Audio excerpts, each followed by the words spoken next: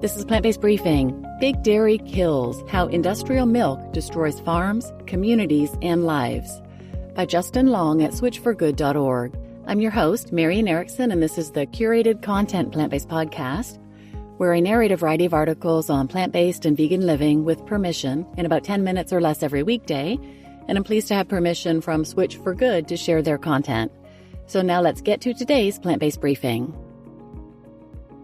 Big Dairy Kills: How Industrial Milk Destroys Farms, Communities, and Lives by Justin Long at switchforgood.org.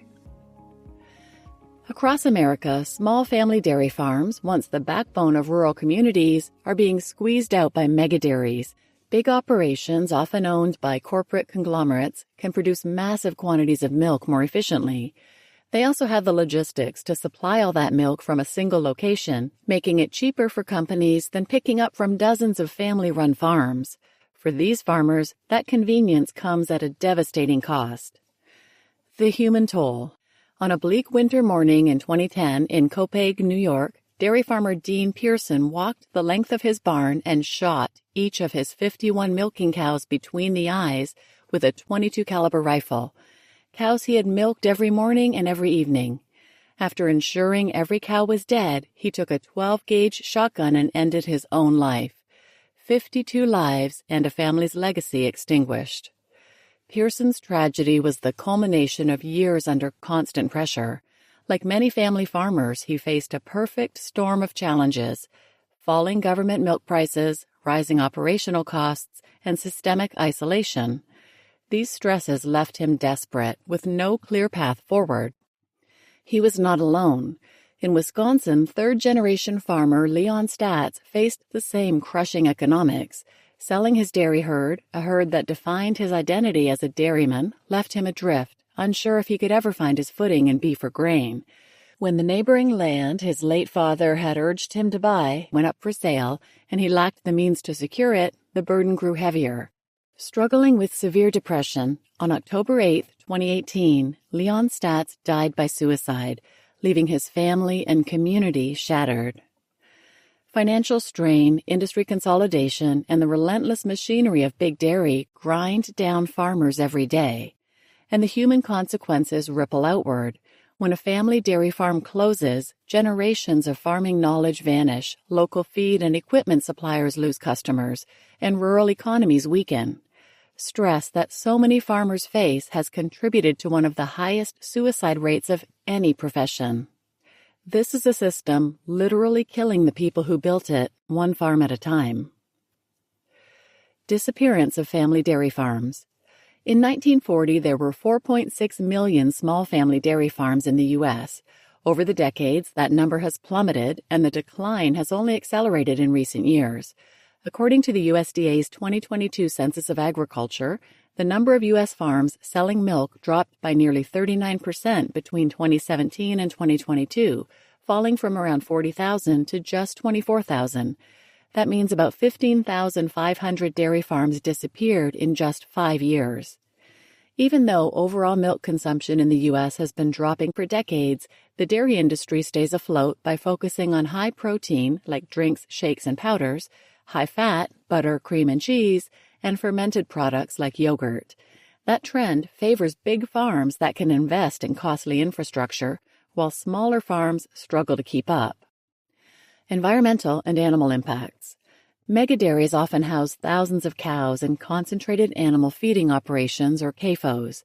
These facilities generate enormous amounts of manure, which can pollute nearby waterways, contribute to greenhouse gas emissions, and spread antibiotic-resistant bacteria. Even claims of sustainable dairy are mostly marketing spin. This is greenwashing at its finest, a handful of industrial systems touting expensive technology like so-called manure digesters, mere fig leaves that do nothing to change the reality that concentrating thousands of cows in one location devastates ecosystems. For the cows, life is grueling. They're forced to give unnaturally high volumes of milk until their bodies fail. Mega herds mean less individual attention and elevated disease risk. Male calves are often killed days after being born, sent to veal crates, or raised for beef, while their mothers are typically slaughtered after just a few years of milk production. People living near megadairies face chronic exposure to ammonia, hydrogen sulfide, and particulate matter, creating foul odors and triggering respiratory problems. Their water is often contaminated with nitrates and bacteria from runoff. Property values decline as a result of this persistent pollution and the stigma of having a dystopian complex in their backyard. Fairlife, the facade of humane dairy. The damage extends to store shelves dressed up with labels promising fairness and transparency. Fairlife is perhaps the most brazen symbol of the dairy industry's contradictions. The name itself is a twisted oxymoron. There's nothing fair about a model built on suffering and the demise of family farms.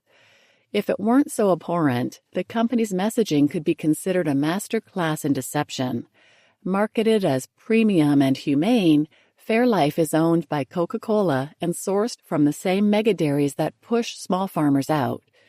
Investigations have documented routine mistreatment of cows, including workers beating them with metal pipes and wrenches. Calves were slammed, stabbed, and branded with irons. A 2025 class action lawsuit alleges ongoing abuse, false advertising, and environmental violations. Far from representing innovation, Fairlife is corporate dairy with a slicker label.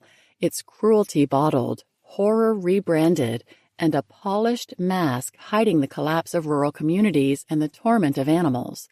Yet it thrives by selling the illusion of something better. A future beyond big dairy. As former U.S. Agriculture Secretary Sonny Perdue put it callously in October 2019 while visiting the World Dairy Expo in Madison, Wisconsin, in America, the big get bigger and the small go out. Even farms with deep histories are being pushed to the brink. But some are finding a different way.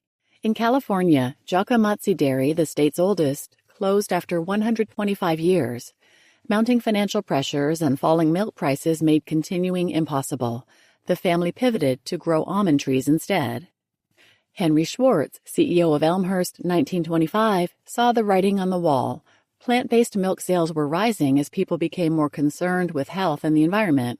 In 2016, he closed Elmhurst Dairy in Queens, moved the operation to Buffalo, New York, and shifted entirely to plant-based milk. They haven't looked back. For those inside the industry, leaving can be transformative. After 18 years, former dairy worker Jackie Norman walked away and began speaking out about the toll on humans and animals in a system built on greed and death.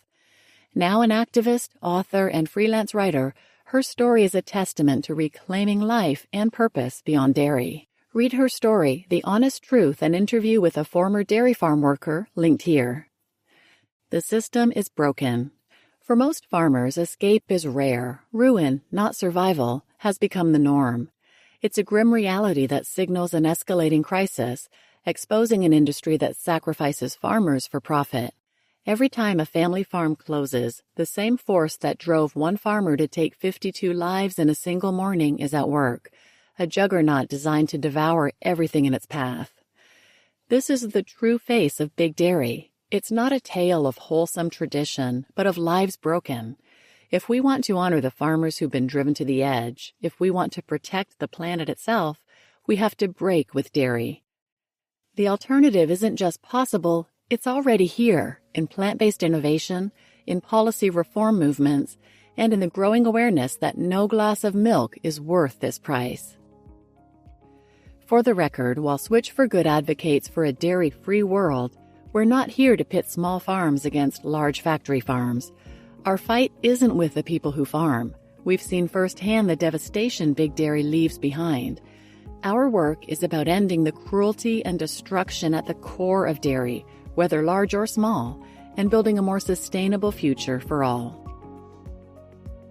You just listened to Big Dairy Kills: How Industrial Milk Destroys Farms, Communities, and Lives by Justin Long at switchforgood.org, and I'm Marian Erickson, your host. You may want to check out episode 57. I'll put a link to it in the show notes. That's the episode where I narrated this story mentioned by former dairy farmer Jackie Norman, The Honest Truth, an interview with a former dairy farm worker. It is so eye-opening. So please check that out, and please share this episode with anyone who might benefit, and thanks for listening.